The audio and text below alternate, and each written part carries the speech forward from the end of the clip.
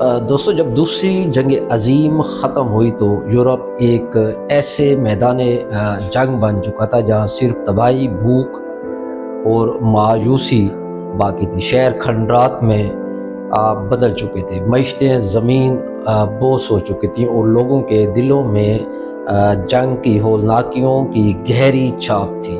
لیکن اس ملبے سے یورپ نے ایک نئی طاقت، ایک نیا عزم اور ایک نیا راستہ نکالا جو اسے ترقی کی راہ پر ڈالنے والا تھا۔ سب سے پہلے امریکہ نے یورپ کو سنبھالنے کے لیے مارشل پلان متعارف کرایا۔ یہ نہ صرف ایک مالی امداد کا منصوبہ تھا بلکہ ایک سیاسی چال بھی تھی جس کا مقصد یورپ کو سوویت یونین کے اثر سے بچانا تھا۔ لیکن اس کا فائدہ یہ ہوا کہ یورپی معیشتیں جلد بحال ہونا شروع ہوئی، صنعتوں نے دوبارہ جنم لیا اور روزگار کے مواقع پیدا ہونے لگے۔ پھر ایک بڑی تبدیلی آئی۔ یورپی اقوام نے ماضی کے جھگڑوں کو پس پشت ڈال کر ایک دوسرے کے ساتھ جڑنے کا فیصلہ کیا۔ جرمنی اور فرانس جو صدیوں سے ایک دوسرے کے دشمن تھے نے یورپی اقتصادی تعاون کی بنیاد رکھی جس نے بعد میں یورپی یونین کی شکل اختیار کر لی۔ دوستو، اس اتحاد میں یورپ میں تجارت کو آسان بنایا، سرحدوں کو قریب کیا اور معیشتوں کو ایک دوسرے کا سہارا دیا۔ اس دوران سائنس اور ٹیکنالوجی میں بھی زبردست پیش رفت ہوئی۔ جنگ کے دوران بنائی گئی ٹیکنالوجی جیسے راکٹ، ریڈار اور نئی قسم کی انرجی اب سول مقاصد کے لیے بھی استعمال ہونے لگی۔ برطانیہ، فرانس اور جرمنی جیسے ممالک نے صنعتوں کو جدید خطوط پر استوار کیا، تعلیم پر سرمایہ کاری کی اور تحقیق کو فروغ دیا۔ یہی وجہ ہے کہ یورپ جلد ہی دنیا کی جدید ترین مشینری، گاڑیاں اور ادویات بنانے والا خطہ بن گیا۔ لیکن ترقی صرف معیشت اور ٹیکنالوجی سے نہیں آئی۔ یورپ نے ایک اور بڑا قدم اٹھایا، جمہوریت کو مضبوط کیا۔ جنگ کے بعد فاشزم اور آمریت کا خوف اب بھی زندہ تھا، اس لیے یورپی ممالک نے جمہوری ادارے قائم کیے، انسانی حقوق پر زور دیا اور فلاحی ریاست کا تصور اپنایا۔ نتیجہ یہ نکلا کہ لوگوں کی زندگیوں کو میں استحکام آیا، متوسط طبقہ مضبوط ہوا اور معاشی خوشحالی عام آدمی تک پہنچنے لگی۔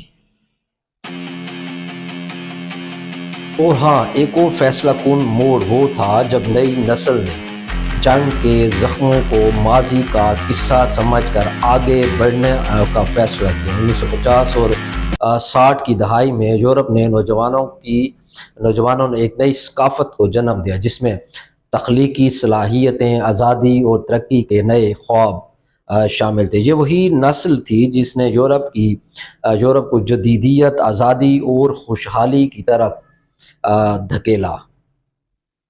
دوست، جب ہم یورپ کی ترقی کی کہانی سنتے ہیں تو ہمیں ہمیشہ مارشل پلان، یورپی اتحاد اور صنعتی ترقی کا ذکر ہوتا ہے، لیکن تاریخ کے کچھ ایسے پوشیدہ گوشے بھی ہیں جن کا کم ہی ذکر کیا جاتا ہے۔ حالانکہ انہی نے یورپ کو تیزی سے ترقی کی راہ پر ڈالنے میں بنیادی کردار ادا کیا۔ یہ کہانیاں کتابوں میں دب گئیں، لیکن اگر ان پر روشنی ڈالی جائے تو اندازہ ہوگا کہ بعض اوقات ترقی کے فیصلے میزوں پر نہیں بلکہ سازشوں، ذہانت سے بھرپور اقدامات اور کئی کہانیوں میں چھپے ہوتے ہیں۔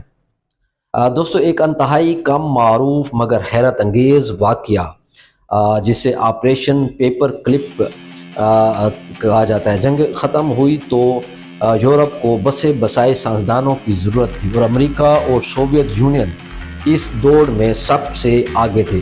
امریکہ نے خفیہ طور پر نازی جرمنی کے ہزاروں سائنسدانوں، انجینئرز اور ماہرین کو اپنے ہاں بھرتی کیا، جن میں وہ لوگ بھی شامل تھے جو ہٹلر کے لیے مہلک ہتھیار بنا رہے تھے۔ لیکن اس کا فائدہ یہ ہوگا کہ یورپ اور امریکہ میں سائنسی انقلاب برپا ہو گیا، جس نے نہ صرف صنعتوں کو تیزی سے بڑھایا بلکہ خلائی دوڑ میں بھی مغرب کو سبقت دلائی۔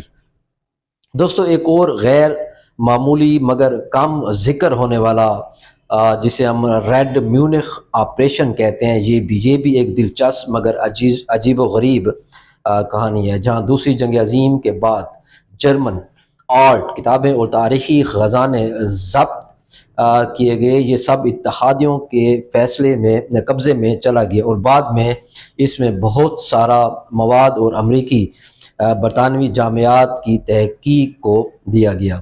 اس کا نتیجہ یہ نکلا کہ مغرب کی یونیورسٹیاں جدید تاریخ، نفسیات اور سیاست کے نئے علوم میں سب سے آگے نکل گئیں، جبکہ شکست خوردہ ممالک کے ذہین دماغ وسائل کی کمی کے باعث پیچھے رہ گئے۔ پھر ایک انتہائی دلچسپ مگر خفیہ منصوبہ نیا یورپی پراپگنڈا تھا۔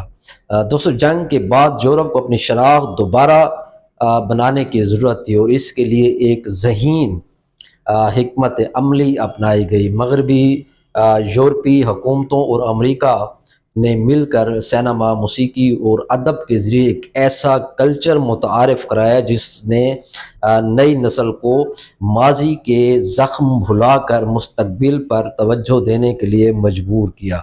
فلموں میں جنگ کی تلخیوں کو پیچھے چھوڑ کر ترقی کی کہانیاں دکھائی جانے لگی، موسیقی میں نیا جوش اور نئی امید پیدا کی گئی اور ادب میں ایسے موضوعات شامل کیے گئے جو یورپی نوجوانوں کو سوشلسٹ خیالات سے دور رکھ سکیں۔ یہی وجہ ہے کہ 1950 اور 60 کی دہائی میں یورپ نے تیزی سے ایک نئی شناخت بنا لی، ایک ایسی شناخت جو ماضی کے بجائے مستقبل پر مرکوز تھی۔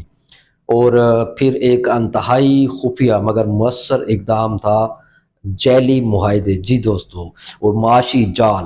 جنگ کے بعد جب بہت سے یورپی ممالک کو یہ احساس ہوا کہ اگر انہیں تیزی سے ترقی کرنی ہے تو اپنی کرنسی اور معیشت کو بڑی طاقتوں کے ساتھ منسلک کرنا ہوگا، اس کے لیے کچھ معاہدے عوام کی نظروں سے دور کیے گئے، جن کے ذریعے مغربی یورپ کی معیشت کو غیر محسوس طریقے سے امریکی ڈالر اور برطانوی پاؤنڈ کے ساتھ جوڑ دیا گیا۔ اس کا اثر یہ ہوا کہ کئی یورپی ممالک اپنی کرنسی کو مضبوط کرنے میں کامیاب ہو گئے، لیکن اس کا خفیہ پہلو یہ تھا کہ وہ معیشتیں مستقبل میں بھی اتنی بڑی طاقتوں پر انحصار کرتے رہیں۔ آج بھی یورپی معیشت میں اس کے اثرات دیکھے جا سکتے ہیں۔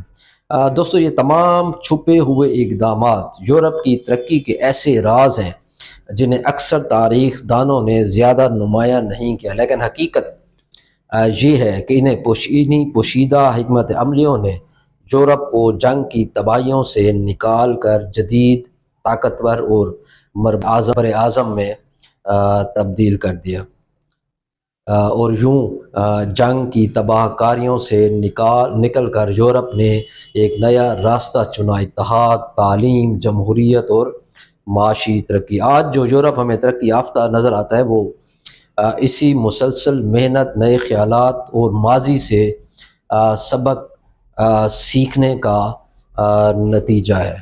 بہت شکریہ۔